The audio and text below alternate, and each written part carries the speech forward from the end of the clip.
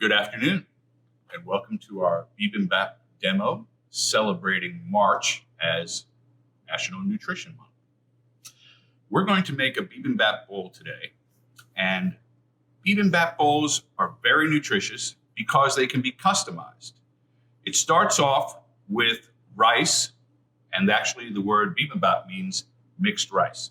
So you start off with rice, and then you put in a bunch of different garnishes. It could be slaws, it could be vegetables, could be proteins, garnishes, sauces, seeds, whatever you want to do. In the end, you're coming away with a nutritious meal. Bibimbaps have become very popular because not only can it be customized to your liking, but they fit into a lot of different dietary needs.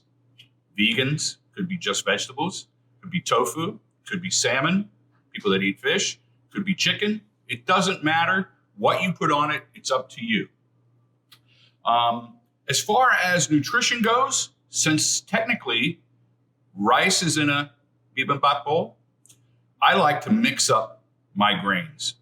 Add rice, quinoa is a nice addition, wheat berries, chickpeas or lentils, things that can be put in, cooked together, cooked separately as far as grains and rice. That really adds a lot of nutrition. If you stay away from, enriched rice and start going with a basmati or a brown rice or a wild rice, and then all the other natural grains, farro, wheat berries, as I mentioned before, all of those things really take up the nutritional value of your bowl. Not to mention the vegetables. Vegetables are very important. In most countries, other than America, vegetable is the center of the plate, and the protein, whether it be animal protein or plant protein, is a very small amount. Okay, as far as the different bowls go, all of bibimbap bowls have a basic sauce, and that consists of soy sauce, gochujang, which is a Korean paste, rice vinegar, sesame seeds, garlic, sesame oil, and olive oil.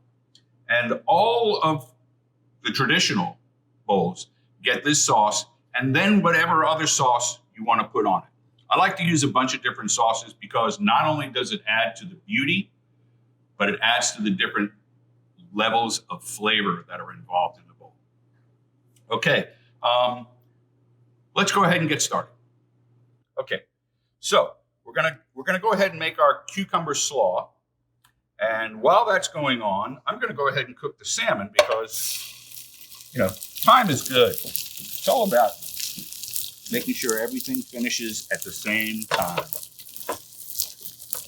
That's one of the things that a lot of home cooks struggle with is all the different courses and different parts of a course, and then trying to get it on the plate so that everything's cooked at the same time. So you want to cook obviously the thing that takes the longest or the more complicated first. So we're going to get the salmon on there because the salmon can rest while we're getting ready to make the bowls. So here we have our mise en place.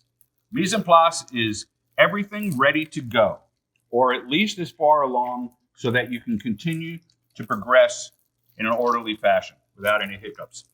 A lot of the stuff I did ahead of time. I did the Brunoise peppers, and the onions, and the jalapenos. So what I'm going to do now is I'm going to cut up our yellow peppers into Brunoise. And the reason I didn't do this ahead of time is because I wanted to show you a couple things. The ribs of the pepper really don't have any flavor, and they're kind of discolored. So we just kind of take those out. Okay, we start off with a Brunoise, making a julienne, which is like a matchstick. And if you notice the way my knife doesn't come off of the cutting board, it stays on the cutting board and it kind of rocks forward and rocks back. Okay? Try that again. Okay? The tip stays down, moving back, forward, rocking. Okay? This is a safety feature. I will hardly ever cut my finger if that knife stays on the board. Okay, so we've got julienne. Now we're going to move to Brunoise, which is cutting the matchsticks into cubes. And you notice that this hand does not get under here. The fingers are pulled back. The knuckles are against the blade of the knife so that I will not cut myself. And I always like to say, hardly ever cut myself, because I don't want to jinx myself when I say I never cut myself, and then all of a sudden turn around and cut myself. So we've got our salmon in our pan here. Don't flip it over too early. That's when it sticks, okay? Let it caramelize. Let those ribs in the grill pan do what it's there to do, okay? We're going to turn that down a little bit more. So as you can see, while I'm doing this, that's doing its thing cooking. Okay, so we've gotten our Brunoise peppers. Let's just push those to the side here. Now, the extra pieces of the pepper, the sides, around the core, all of those things can be used to make a sauce. You can put those in a pot with some stock, cook them down, throw them in a blender with a little vinegar and oil, and you've got a yellow or red pepper vinaigrette. So nothing really gets wasted. When we work in the professional environment, everything is money, so we try not to waste anything. This is a mandolin, okay? It's for turning hard products like carrots into what you saw before, a julienne, which is a yellow pepper. Okay, I've got this set. I'm just running the carrot over the blade. Inside the blade are teeth designed to julienne. Okay?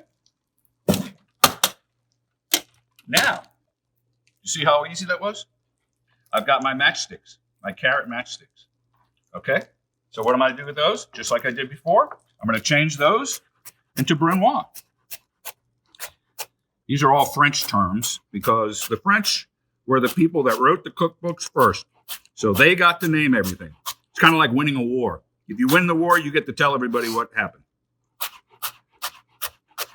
So the French made the first cookbook, and most of the terms are French terms. Julienne, Brunoise, especially knife skills, knife cuts. Okay. The only thing we have left to do now is our European cucumber. And the reason I like to use European cucumbers is because the skin is very thin. You can consume it without it being too coarse, and it adds color. Okay? So we've cut the cucumber lengthwise into quarters, and then we're just going to go through and cut those into little triangles, if you will.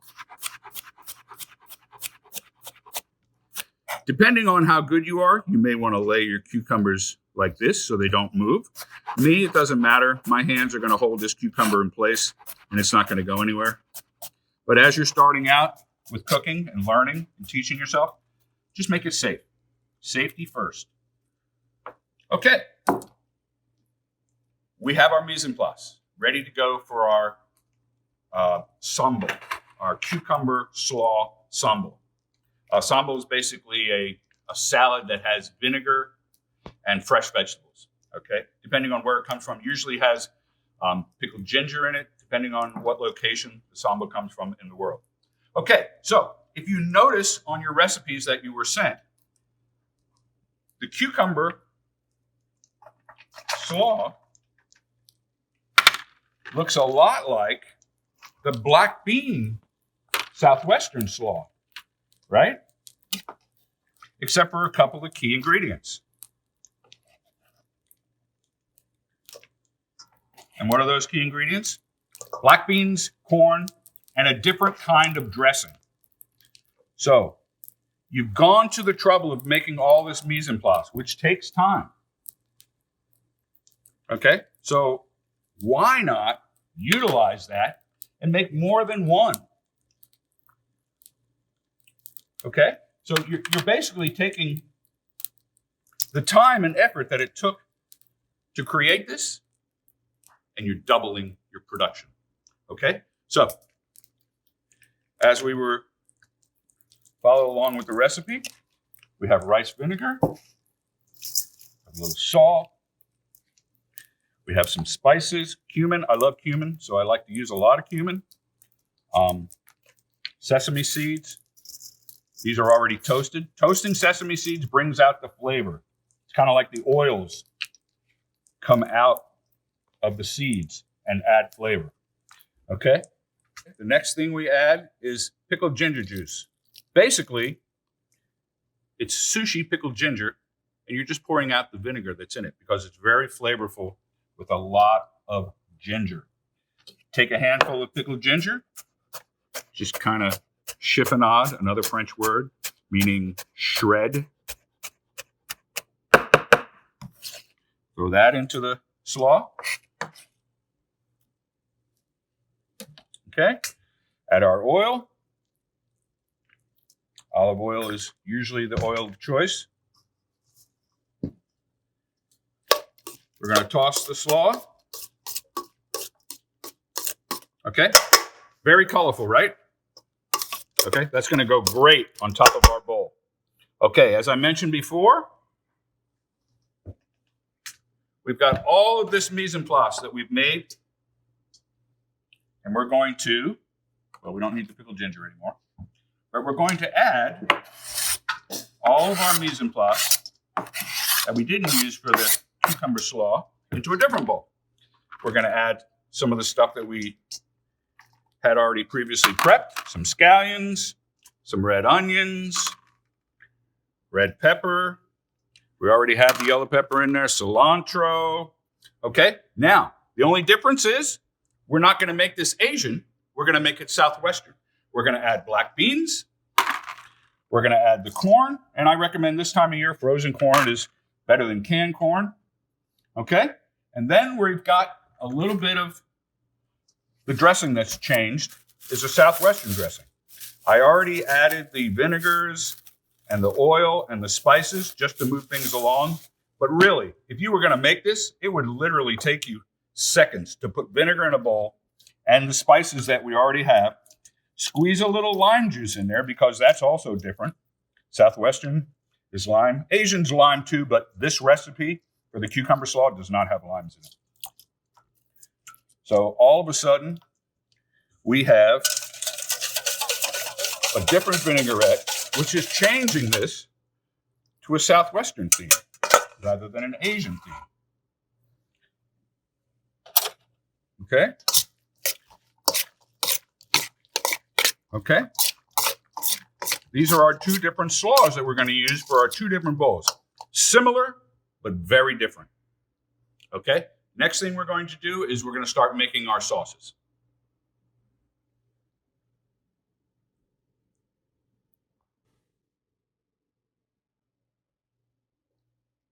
Okay, let's start on the sauces. Traditionally, as I mentioned before, a bibimbap sauce is a soy sauce, vinegar, garlic, ... But in addition to those, adding different sauces not only makes the plate look beautiful, but also adds depths of flavor. So I'm going to show you how to make what I really enjoy, which is a beet vinaigrette, red beet. Okay. The one thing I like about it is not only is it flavorful, because beets have a lot of sugar and flavor, but it's beautiful. You'll see what I mean. The best thing to do is to roast your beet. And I recommend wrapping it in foil, putting it in a 350-degree oven for about a half an hour. When you put a knife in it, it'll go in easy and come out. It's done. Okay? As you can see, this is what it looks like when it comes out. The good thing about this is peeling it. I recommend you wear gloves because red beets will stain. All you really need to do once it's roasted is just push the skin off. It's so easy. It's like falling off a log. It's so easy. Okay? Once you get all of the skin off, okay? Easy peasy, right? All the skin is off, right? We're going to chop this up into just like that, okay? We're going to add it to a blender. Okay? Add the beets to the blender. Okay? Get rid of those gloves. We're going to add a little water to help emulsify the beets. Okay? Neutral in flavor. Seasoned rice vinegar. The sugar, the salt is already in the vinegar, okay? Usually for a vinaigrette, it's 1 part vinegar, 3 parts oil. You have to also consider the beets are part of that, okay? So, here we go. It's going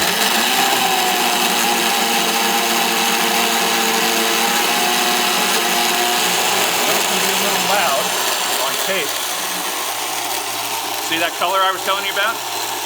Okay, so we pretty much emulsified everything.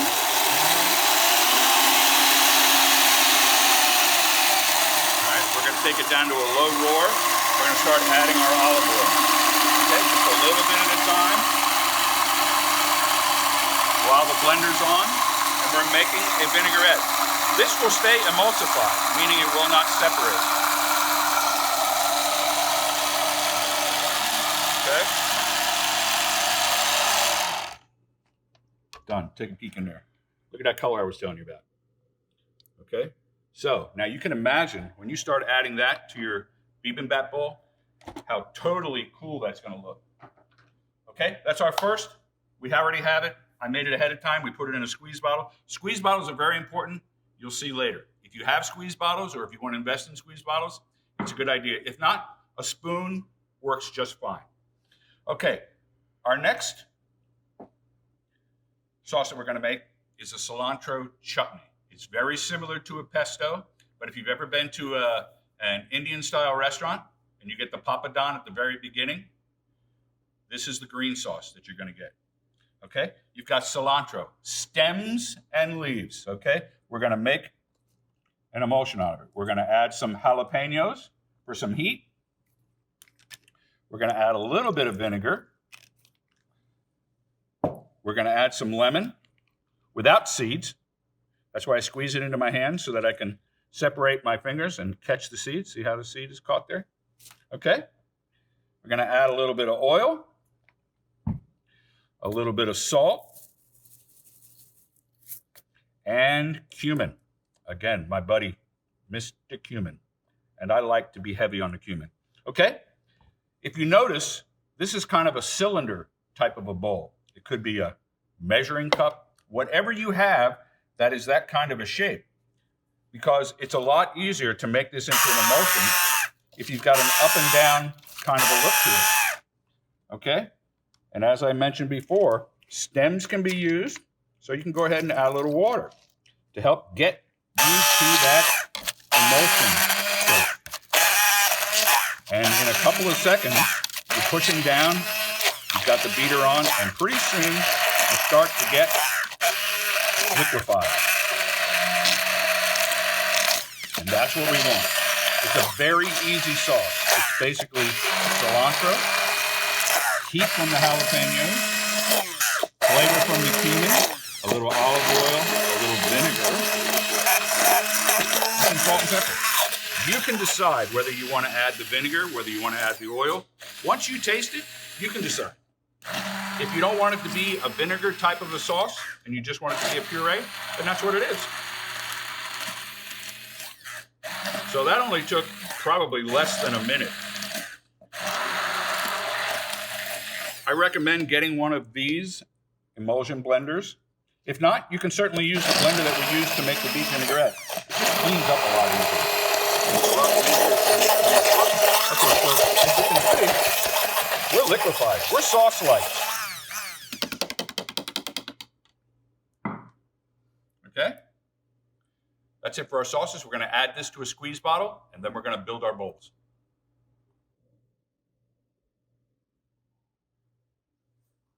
Okay, we're down to the end. We're going to make our bowls. Some assembly required.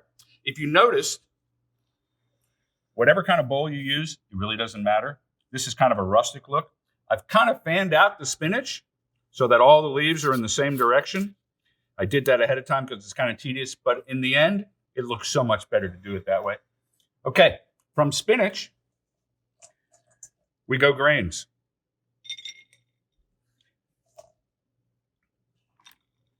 And you can be somewhat crazy with your grains because you're going to add so many other things. It's all going to come together in the end. Okay, now, remember when we said all bowls have a similar sauce. So I like to put it on top of the rice because in the end, the rice is what's going to carry the flavor anyway. Everything else is kind of on top. Okay, next thing we want to add, I'm going to add a little avocado. If you noticed, I kind of sliced it so that we can fan it out. And keep it away from the green. Green on green, not so much. Okay? The next thing we want to put is our center of the plate item. Maybe put our salmon right on top. Okay? That was the salmon we cooked earlier. It should be perfectly cooked. Okay? Also, another nice item, also protein, but a little cooked egg is nice. Okay? Then we go to our one of our preps that we made, our slaw. Now, this is very colorful. So I would put this maybe kind of near the spinach, but not so much on the spinach. Okay, lots of color there, right? Okay, we've got our sauteed mushrooms. Maybe these could go next to the spinach also. Brown and green are a good combination. Okay, after that, how about a little edamame? Now, the edamame, I love this stuff. So I'm going to put a lot. I mean, I look at this as a lot because compared to the mushrooms that we just put on there, the edamame is quite a bit. Okay? The next thing we have is our garnish. Maybe some sesame seeds. Yeah, sesame seeds go very well, add a little color. We've got our pumpkin and our sunflower seeds. Okay? What are we doing here? We're adding texture. Remember I told you? The spinach has a little crunch to it. Mushrooms, not so much. Edamame, a little crunch on the outside. Egg, avocado, no. Cucumber, lots of crunch. Okay, so we're adding texture to all of this. Okay, I'm going to save the nuts for later. Now, let's go ahead and start adding our sauces. The cilantro sauce that we made, I kind of like that on the fish. So I'm going to just kind of add a little of that to the fish.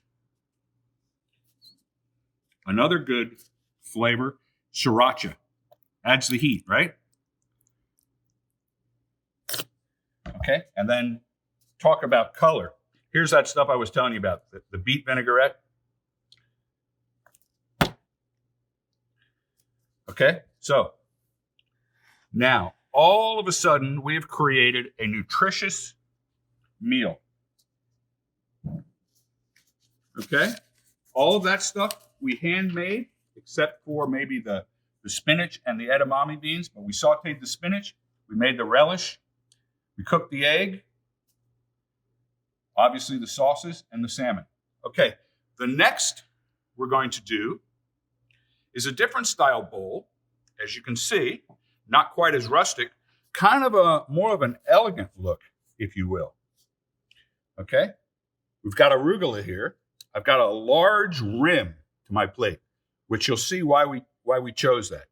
Okay, this one is going to be with chicken, so I'm going to go ahead and slice my chicken breast into strips. It's just easier to eat that way. Okay, obviously, again, the first thing we're going to add is our grains. Now here your grains can kind of overcast your arugula because everything is going to fit right in together. Okay, remember the sauce, the bibimbap sauce that we talked about before? Okay, all that flavor going right on the rice to absorb it. Okay, again, we have our avocado fanned out. And now we can start to impose on that rim a little, okay? Offer a little bit of height, a little bit of, contrast to everything being on the same level, okay? Here's our color, okay? Remember, we took our black bean relish,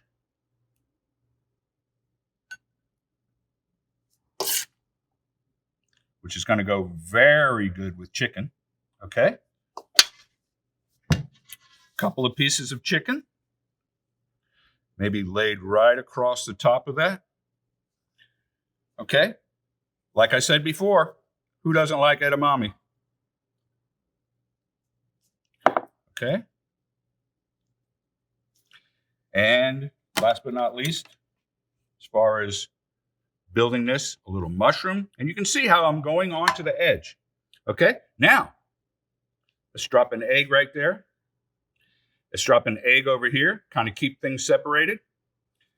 Okay, now, if we want to garnish, we can garnish again with some sesame seeds, just very lightly. And look, all of a sudden, you know, the rim is going to catch and hold some of these textures. And it's going to add to a little bit of visual. Okay? Beet vinaigrette, right? Okay? You can pull that into your flavor if you want. Now, garlic remoulade. Not everything is what it seems to be. Okay? There's a lot of stuff in stores that you can utilize that is made that you don't have to get out your blender and make. So all of a sudden, ranch dressing, chicken and ranch dressing, come on, perfect together, okay? Cilantro chutney, again, maybe we dribble it on the rim. A couple of little drops of sriracha.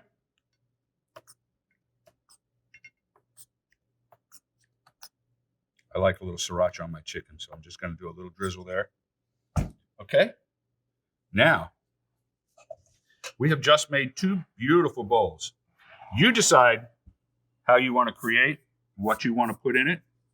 But in the end, this is just a good guide to help you create your own healthy, nutritious meals, not just in March. Have a good day.